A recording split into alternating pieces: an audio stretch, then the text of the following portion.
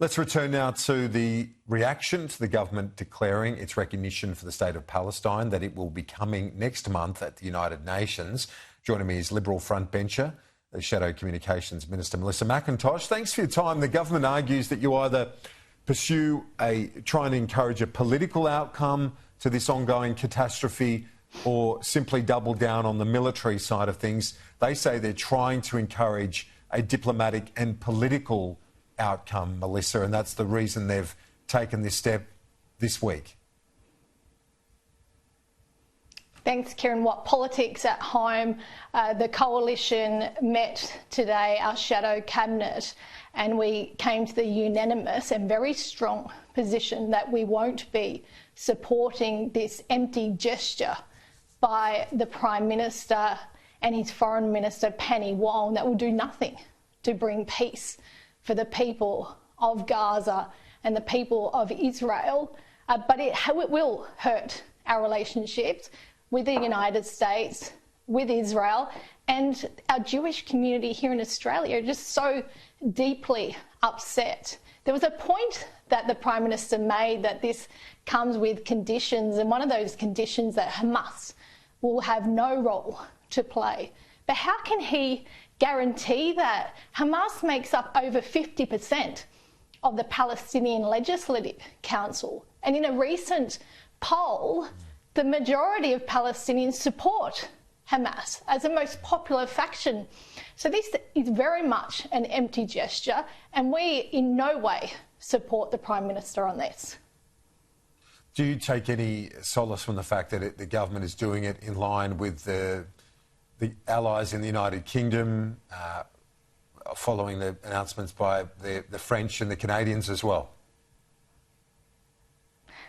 They're actually breaking a long-standing bipartisan foreign policy position, surprising us as a coalition, but I bet surprising Australians. I was stopped in a shopping centre in my community today by people who don't understand why we would be doing this here in Australia, getting involved in such a way that will not bring peace in the Middle East. It will not release the hostages. There was no mention by the Prime Minister in his conditions that it was about releasing the hostages that are starving, hostages that are being killed.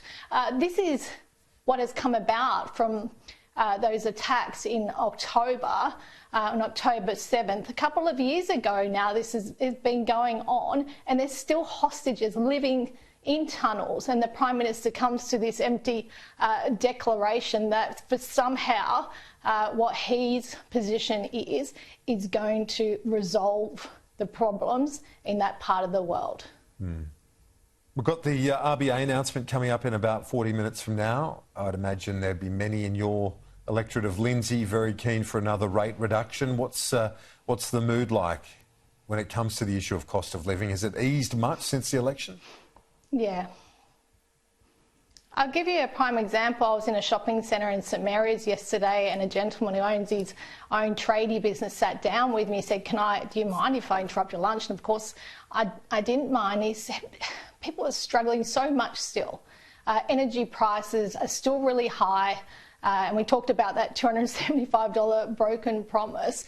People will be, holding their breath, hoping for a rate cut because they're still paying high power bills. We still have small businesses going insolvent, closing their doors. And Australians, even though we've had an election, are struggling like they've never struggled before. I visited yesterday a charity who does food banks. It looks after the homeless. He said in all his years of doing this work, he has never before seen so many people across Western Sydney struggling so badly. This is real life stuff. So yes, we hope for a rate cut, but it doesn't change the fact that there's been 12 interest rate hikes under this government and only 2 cuts. Well, that is interesting insight, again, on how people are still struggling. Melissa, thank you. Melissa McIntosh, Shadow Minister for Communications. We'll talk to you soon.